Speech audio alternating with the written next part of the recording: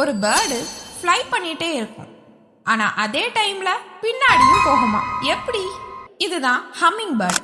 இந்த சின்ன பேர்டோட ஸ்பெஷல் என்ன தெரியுமா? இதால் ஒரு இடத்துல அப்படியே நிற்க முடியும். அது மட்டும் இல்லை, முன்னாடியும் ஃப்ளை பண்ணும், பின்னாடியும் ஃப்ளை பண்ணும். இதோட விங்ஸ் ரொம்ப வேகமாக அடிக்கிறதுனால ஏரில் ஒரு பிளேஸை நிற்கவும் பின்னாடி மூவ் ஆகவும் முடியுது. நம்ம சைக்கிளில் ரிவர்ஸ் கியர் தேடுவோம், இந்த பேர்டுக்கு ரிவர்ஸ் கியர் தேவையே இல்லை.